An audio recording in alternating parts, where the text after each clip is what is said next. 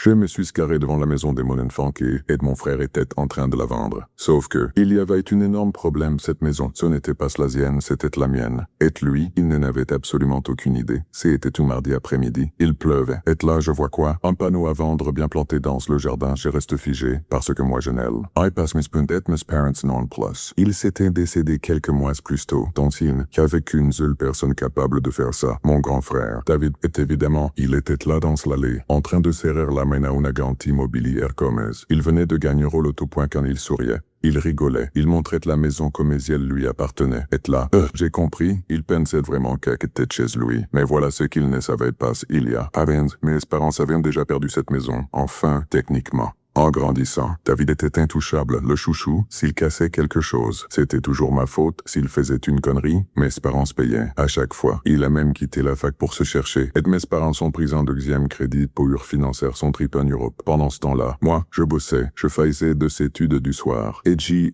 fini par créer ma propre société dans l'âge, gestion de patrimoine. J'aimais mes parents, mais je voyais clair. David allait les ruiner, etc. Et c'est exactement ce qui s'est passé. Il y a 5 ans, mon père m'appelle, en larmes, les dettes, les frais médicaux, le crédit, toutes leur tombaient dessus. Ils allaient perdre la maison, la seule que, on a jamais été David, introuvable, quelque part en retraite spirituelle, tranquille. Alors j'ai pris une décision. J'ai dit à mes parents que je payerais tout, les dettes, les frais, point tout, mais à une condition. Ils devaient me vendre la maison. On a fait tout discrètement. On a transféré le bien dans une société à mon homme, sur le papier. Ils devenaient mes locataires maison frère. Rien ne changeait. Ils vivaient là, tranquille, sans payer de lawyer et David. Il n'a jamais rien su et puis aujourd'hui. Mes parents décèdent, et comme par hasard, David réapparaît. Ils installent direct au sous-sol et ils disent qu'il a besoin de faire son deuil pour eux. Bien sûr, moi je savais stress bien. Il attendait l'héritage et un jour, il tombait sur une vieille copie de l'acte des propriétés. Pas à jour, point mais lui. Il ne capte pas s'il pense qu'il a touché le jackpot et ça nous ramène à cette scène devant la maison.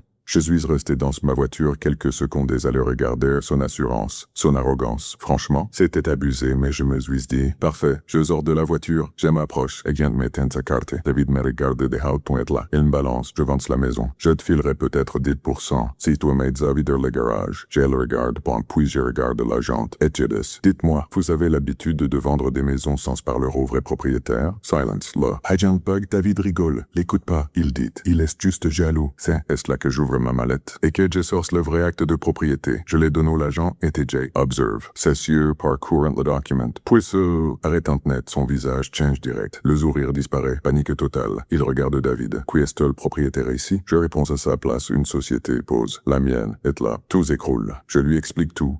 L'achat.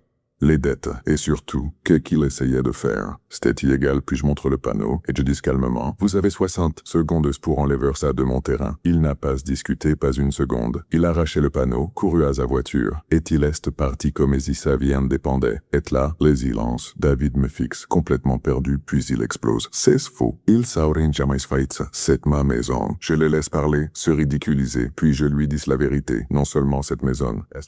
Pause. Maison plus. T'es là également. Et là, il lui dit autre chose on a viste. Expulsion 30 jours. T'as eu moi, je lui dis. Après ça, c'est la police. Et là, il panique, point, il supplie, point, il parle de famille, de fraternité masque. Était trop tard, point 2 semaines plus tard. Il était parti, pas une mot, pas un message, juste les clés, posées sur la table, et rénover la maison, gel et louer à une jeune famille, des gens bien. Et chaque mois, quand le loyer tombe, je repense à ce moment, il pensait être hérititeur d'une maison et au final, il a juste hérité d'une leçon site, a déjà vécu ce genre de situation. Tu sais déjà parfois, là sur les choses que certaines personnes méritent, c'est une bonne claque de réalité. Abonne-toi si tu veux d'autres histoires comme ça.